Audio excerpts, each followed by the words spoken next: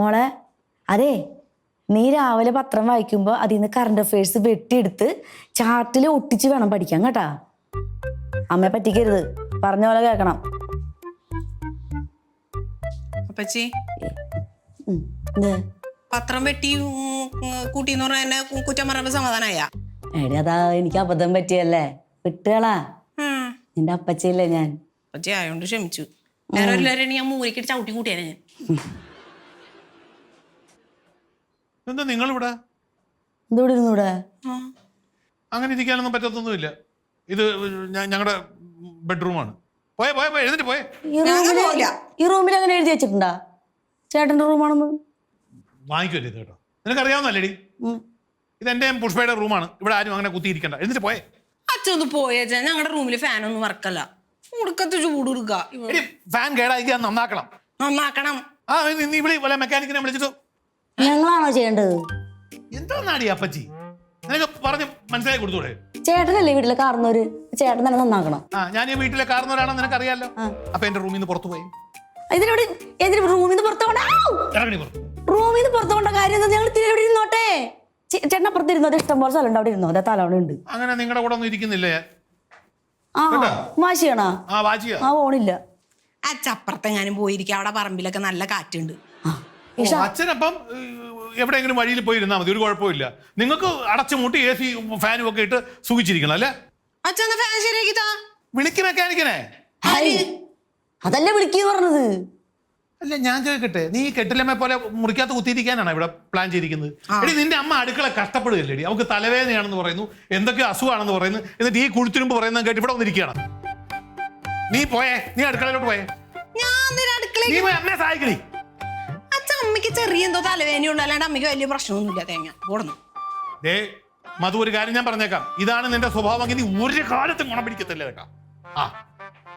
ഇവിടെ കൂട്ടും കൂടെ കൂടിക്കും നശിക്കാനായിട്ട്. അച്ഛന് പോയി സഹായിച്ചൂടെ? എന്താ അച്ഛനാടി നിന്റെ മോളെ പ്രായിട്ട് പോയേക്കണ്? എന്നെ നല്ല അപ്പച്ചീന. എന്നെ? അയ്യോ കറണ്ട് പോയി.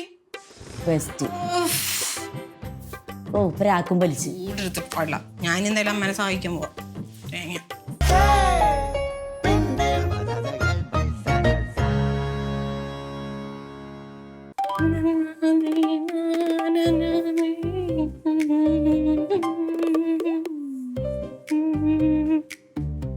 എവിടെ പോണ്? ഇതെടുത്തിട്ട് ഇതിലേ അങ്ങോട്ട് പോയിട്ടുണ്ടല്ലോ. ഇത് അവിടെ അലക്കും കല്ലിൻ്റെ അവിടെ വെച്ചിട്ട് അമേരിക്കയിലേക്ക് പോയാലോ എന്ന് ഞാനിങ്ങനെ ആലോചിച്ചു. പോയിക്കോട്ടെ. ചെല്ല് നിക്കവിടെ, ഞാൻ അലക്കിക്കോളാം. ഏത് ഇത്? ഇത്രയും തുണിയോ? നീ അലക്കും? ഞാൻ അലക്കാം. എന്നാ പുതിയ നിയമമൊന്നും വേണ്ട. അമ്മയ്ക്ക് വയ്യാത്തല്ലേ, ഞാൻ അലക്കിക്കോളാന്ന്. അത് വേണ്ട, ഞാൻ അലക്കിക്കോളും. അമ്മയുടെ മുഖമൊക്കെ വയ്യാണ്ടിരിക്കാ, പോയി കിടന്നുറങ്ങ്. ചെല്ല് ചെല്ല്. എന്റെ മുഖത്ത് അത്രക്ക് ക്ഷീണമുണ്ട്? ആ ക്ഷീണമുണ്ട്. നമുക്ക് മനസ്സിലാവുന്നുണ്ട്. പിന്നെ എനിക്ക് മനസ്സിലാവൂലേ? എന്നാ പിന്നെ നേരത്തെ പറയണായിരുന്നു ഇതൊക്കെ. എന്ത്? ഞാൻ അലക്കിക്കോളാന്ന്.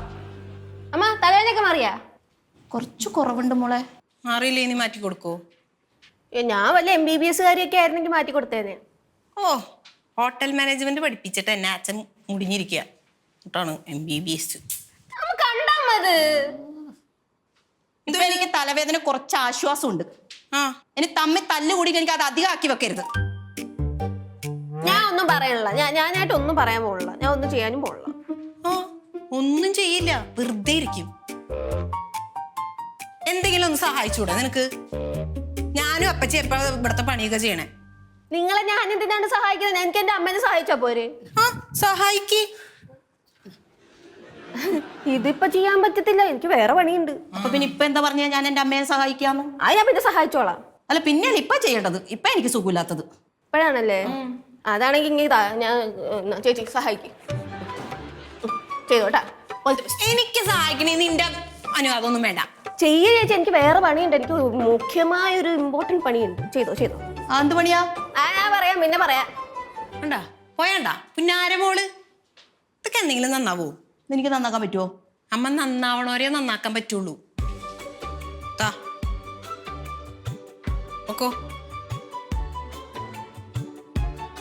അലക്കുന്നതൊക്കെ ശരി, നല്ല നീറ്റായിരിക്കണം. ഇനിയിപ്പത് ഞാൻ അലക്കണോ? അപ്പച്ചി കൊണ്ട് അലക്കിപ്പിക്കാം.